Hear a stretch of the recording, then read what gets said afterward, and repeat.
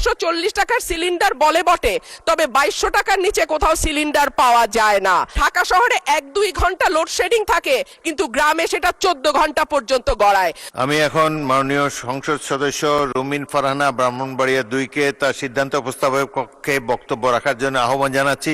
সময় 3 মিনিট। মাননীয় স্পিকার, আপনাকে ধন্যবাদ।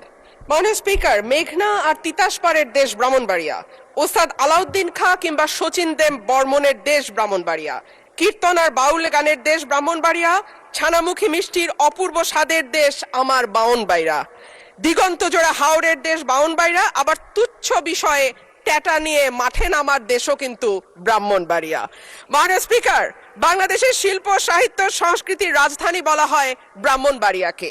এই মাটিতে একদিকে যেমন সুর সম্রাট ওস্তাদ আলাউদ্দিন খাঁ বা শচীন দেব বর্মনের জন্ম হয়েছে, তেমনি এই মাটিতে জন্ম নিয়েছেন ধীরেন্দ্রনাথ দত্ত বা অলি আহাদের মতন সংগ্রামী চরিত্র, যাদের কল্যাণে বাংলা আজকে আমাদের রাষ্ট্রভাষার স্বীকৃতি পেয়েছে।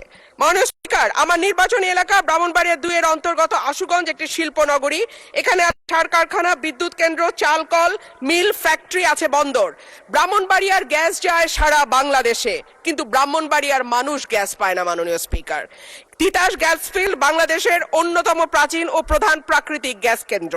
72 ঘন্টা ময়েশ্চার লক সমৃদ্ধ লিলি বডি ওয়াশ, শিয়া বাটারের গুডনেস স্কিন রিপেয়ার করে রাখে সফট ও গ্লোয়িং।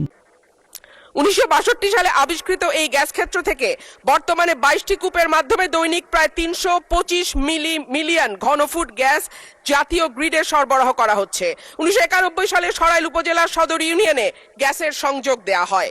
শুরুর দিকে গ্রাহক ছিল 1000, বর্তমানে কাগজে কলমে 5000, কিন্তু অবৈধ সংযোগ যদি আমরা এর সঙ্গে যুক্ত করি তাহলে প্রায় 8 থেকে 9000। কিন্তু প্রত্যেকজন গ্রাহকই আছেন চরম গ্যাসের সংকটে। সরাইল সদরে 1.5 কিলোমিটার এলাকায় 6 ইঞ্চি এবং 1 কিলোমিটার এলাকায় 4 ইঞ্চি ব্যাসের পাইপ দিয়ে গ্যাস সঞ্চালন লাইন টানা হয়েছে। এরপরে পাড়ায় পাড়ায় 2 ইঞ্চি ব্যাসের পাইপ বসানো হয়েছে। কিন্তু সমস্যা হলো সকাল 7টা থেকে দুপুর 2টা পর্যন্ত গ্যাসের কোনো চাপ থাকে না, চুলা মিটমিট করে জ্বলে। এরপর মন চাইলে গ্যাস আসে 1 ঘন্টার জন্য, তারপরে আবার রাত পর্যন্ত গ্যাসের কোনো খবর নাই। দেশে গ্যাসের সংকট আছে, তার উপরে শীতকালে গ্যাসের চাহিদা আরো বাড়ে। অন্যদিকে আছে অবৈধ সংযোগ। Bakhrabad gas transmission and distribution system limited Brahmanbaria কার্যালয় থেকে জানানো হয়েছে, লোকবলের অভাব সহ নানা সংকটে তাদের তদারক করা পুরোপুরি সম্ভব হচ্ছে না। মাননীয় স্পিকার, 2016 সালে বাসাবাড়িতে গ্যাসের সংযোগ দেওয়া বন্ধ হলেও এখনো কিন্তু অসাধু কর্মকর্তাদের সাহায্যে বেশ কিছু মানুষ বাড়িতে অবৈধ গ্যাসের সংযোগ নিয়ে রেখেছে। সরকার রাজস্ব বঞ্চিত হচ্ছে এবং যাদের বাড়িতে সত্যিকারের লাইন আছে তারাও গ্যাস পাচ্ছে না। শেষমেশ মাটির চুলা, এলপিজি সিলিন্ডার আর বৈদ্যুতিক চুলা ভরসা। কিন্তু মাননীয় স্পিকার, আমাদের জীবন মানের এখন এমন উন্নয়ন হয়েছে যে গ্রাম বা মফস্বল এলাকাতেও এখন কিন্তু মানুষ ফ্ল্যাটে থাকে, পাকা বাড়িতে থাকে, উঠান এখন অনেকটাই বিলাসিতা। সুতরাং মাটির চুলায় রান্না করা বাস্তবতা বিবর্জিত। মাননীয় স্পিকার, আমাকে 2 মিনিট সময় বাড়িয়ে দেবেন।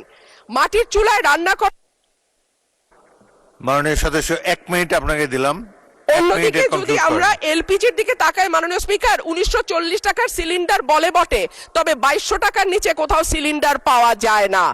আর আমরা যদি বিদ্যুতের চুলার কথা বলি তাহলে বলতে হয় ঢাকা শহরে 1-2 ঘন্টা লোডশেডিং থাকে, কিন্তু গ্রামে সেটা 14 ঘন্টা পর্যন্ত গড়ায়। সুতরাং গ্যাস ছাড়া আমাদের আসলে এই মুহূর্তে সত্যিকার অর্থে চুলা জ্বালাবার মতন জ্বালানি নেই।